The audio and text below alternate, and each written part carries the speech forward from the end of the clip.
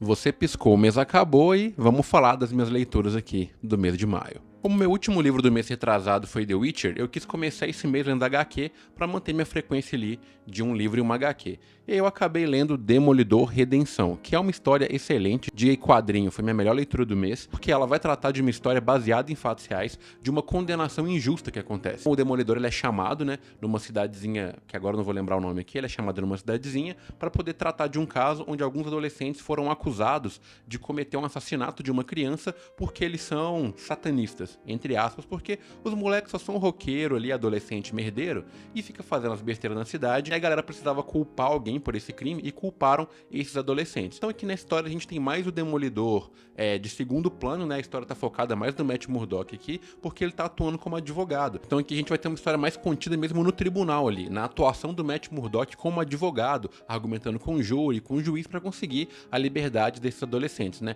Eu não vou dar spoiler aqui do que acontece no final, mas como a história é baseada em fatos reais, vocês já estão vendo aí que tem muito drama envolvido, porque a vida real da gente é bastante dramática. Mas assim, de longe, já vou começar com uma pedrada que é Demolidor Redenção, saiu agora pela Marvel Essenciais. Eu não sei o preço desse quadrinho aqui, porque eu ganhei de presente do Felipe Revulo, um grande amigo meu do podcast, e eu vou deixar o link na descrição também se alguém quiser comprar. Já adianto que vale muito a pena, é a história que me impactou muito, me deixou muito revoltado com a forma na qual a justiça é feita, até pela premissa mesmo, do quadrinho, pela acusação. O moleque ele é acusado só porque ele é diferente do restante. E isso acontece muito na sociedade, eu não vou entrar aqui em nenhum outro aspecto a mais, porque o próprio quadrinho já faz isso, então fica a recomendação. Demolidor Redenção é uma pedrada. Pô, vale muito a pena. E aí, na sequência, eu quis voltar pra livros e eu peguei Noites Brancas de Dostoiévski pra ler. E assim, cara, isso aqui é uma porrada. Muita gente vai dizer que é uma história de friendzone e que, por algum modo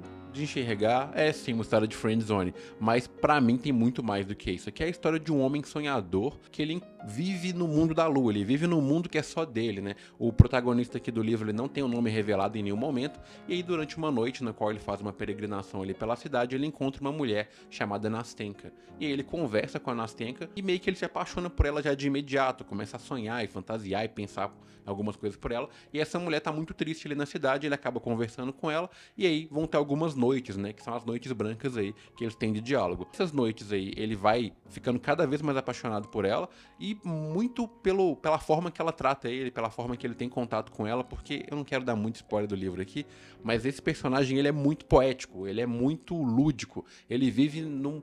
É como se ele vivesse num mundo de fantasia mesmo, saca? E quando ele tem contato com algo que é real, que é a Nastenka, pra ele é a coisa mais maravilhosa do mundo. Só que a Nastenka, ela tá esperando por outro homem.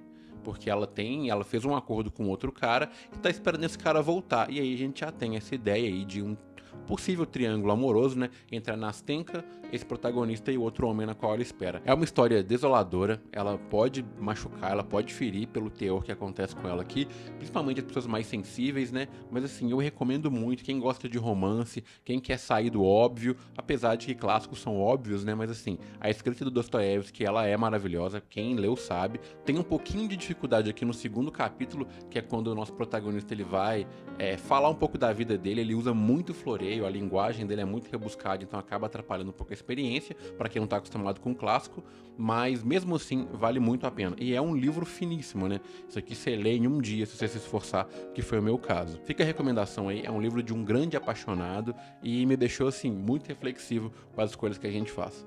Noites Brancas, muito bom.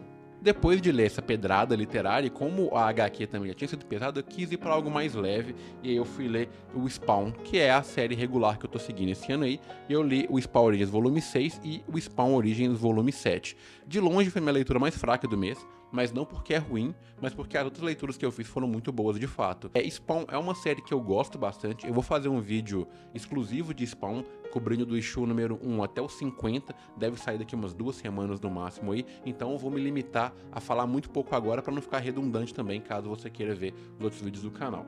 Mas de modo geral, eu gostei muito de ler. Foi uma leitura mais truncada, porque foi no momento do mês que eu tava trabalhando na minha música nova. Então, eu tive que interromper várias vezes. Esse capítulo 6 aqui, eu li ele umas 2 vezes mesmo, pra depois voltar pra ler o capítulo 7, porque eu fiquei muito embolado nas minhas leituras.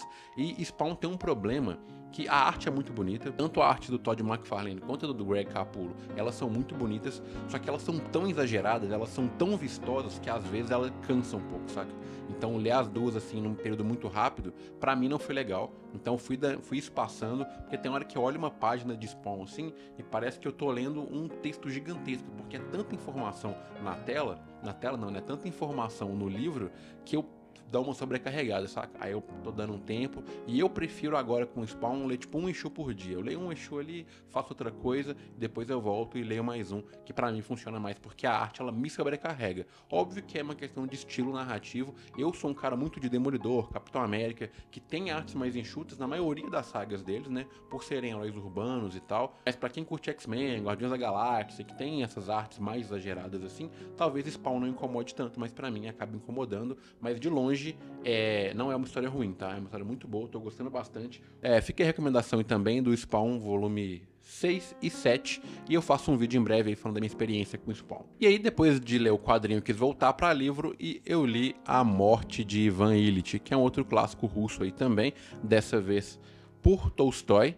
E assim, esse livro, ele me deu sentimentos complexos, não porque a história é ruim, a história é maravilhosa, foi de longe a minha melhor leitura do mês, né? Aí eu falei que o Demolidor foi muito boa, mas essa aqui foi a que mais me pegou. Só que a tradução dessa edição que eu tenho aqui, que é a edição da Folha de São Paulo, ela é uma edição um tanto quanto incoerente na minha visão, sabe? Ela coloca algumas gírias, algumas falas ali que ficam um pouco deslocada, que acaba quebrando a sua imersão. Então você tá lendo uma coisa ali que é um diálogo antigo, de pessoas antigas, e do nada aparece um pode crer, e aí você fica meio, pô, não quebra um pouco da minha imersão. Pode ser frescura literária minha? Pode. Mas eu não gostei da edição, não gostei da forma que foi traduzido aqui, e eu vou adquirir um outro volume para mim poder ler. Mas não impactou de forma negativa na história, porque após ler A Morte de Ivan Ilitch eu fiquei extremamente reflexivo. Pra quem não sabe, A Morte de Ivan Ilitch trata a história de um homem. No início do livro já fala que ele morreu e mostra como que é a repercussão no local onde ele trabalha, né? Como que as pessoas primeiro pensam, pô, que triste que ele morreu, e depois já pensam, pô, como que isso me afeta? Ah, eu vou ir pro cargo dele, pode ser que promovam alguém, pode ser que tragam alguém para trabalhar na área dele aqui. Então mostra o cotidiano de como que a morte do Ivan Ilitch impactou as pessoas. E depois vai mostrar os últimos dias da vida dele. E é aí que o bagulho fica doido de verdade. Porque na minha percepção de vida, a vida de Ivan Ilitch era uma vida medíocre e miserável. Por mais que ele conseguiu sucesso na área profissional, ele ganhava vários rublos, né, que é a moeda ali do local que ele mora. Ele era uma pessoa que tinha dinheiro, ele tinha conexões, só que a vida do cara, no meu ponto de vista, era uma vida horrorosa. Tanto com o casamento, com as relações pessoais, com as relações de amizade que ele tinha. E quando ele vai chegando na derradeiro momento da morte dele ali, você vê que ele começa a refletir sobre como foi a vida dele. E aí você vai acompanhar os últimos dias do Ivan Ilitch aqui e inconscientemente, cara, você vai pensar na sua vida, não tem como. Eu refleti muito na minha vida, na forma que eu vivo, nas amizades que eu faço, nos relacionamentos que eu tenho e de como que vai ser pra mim quando chegar aos meus últimos momentos, se eu tiver a oportunidade, né, de poder refletir por isso, dependendo da forma que eu for deixar esse mundo. E assim, foi uma leitura que me impactou muito, me deixou bem reflexivo, porque me fez pensar em como eu tô vivendo a minha vida e as pessoas que eu quero ao meu redor, e especialmente as pessoas que eu quero ao meu redor. Então, eu terminei de ler esse livro aqui, eu fiquei uns 4, 5 dias sem ler nada, só pensando na obra, porque eu falei, caramba, isso aqui é pesado. E é finíssimo, eu também li em um dia, eu sentei na praça ali, pum, detonei ele, e pô, foi uma experiência fantástica. E aí, como eu já tinha lido muita coisa densa esse mês, eu falei, vou terminar em grande estilo, que foi com o Frank Spato, cara. E assim, Frank Spato é uma versão do Frankenstein da Mary Shelley feita pela Disney, muito divertido, nonsense pra caramba, não dá pra esperar aqui uma fidelidade da obra do Frankenstein, tem algumas referências ali, só que é bem do ponto Disney mesmo, mas tem uma reflexão muito foda aqui de construção de personagem e também da forma na qual a gente enxerga e convive em sociedade, que é muito bonitinho, só que eu acho que ele é um quadrinho que ele não acerta muito pra ser infantil, porque a premissa que ele é abordado aqui, a forma que é abordada, ela acaba pegando um público mais adolescente adulto ali, saca? Eu não acho que uma criança vai tirar muita coisa de Frank Spato, não. Mas é uma edição interessante se você achar em algum sebo, em algum lugar, porque eu acho que não tá em circulação mais, para poder comprar e ler, recomendo muito. E pra gente finalizar, tá um livro que eu não terminei ainda, falta poucas páginas, então eu vou colocar aqui de uma vez para não entrar no do mês que vem, que é O Diário de Viagem do Albert Camus. Isso aqui é uma literatura que eu não recomendaria para quase ninguém, sinceramente. Por quê? É literalmente o diário do Camus quando ele faz algumas viagens ali para os Estados Unidos e agora não lembro outro país que ele vai. É o diário dele. Então você vai lendo notas por notas ali dos dias, como que ele se sentiu, o contato que ele teve com as pessoas, alguns diálogos que ele escreve, que ele escolhe de escrever, e é isso, saca? É um livro muito interessante para quem gosta do Camus, que é o meu caso, mas que não é uma literatura assim, pô, de encher os olhos e tal. Tem umas frases muito boas aqui, tem várias referências legais a outros livros deles, como A Peste, por exemplo, e assim, eu gostei pra caramba. Uma leitura bem específica, mas vale muito a pena também pra quem curte esse tipo de leitura. Enfim, essas foram as minhas leituras do mês. Não foi muita coisa, como eu disse, no meio do mês eu fiquei muito agarrado com a minha música nova, né? Então eu não consegui ler nada lá. E depois de ler A Morte do Ivan Illich também, eu dei um tempo, porque foi um livro que me deixou muito pra baixo, no bom sentido, né? No sentido reflexivo, mais introspectivo, de pensar um pouco na vida, etc. E foi muito bom.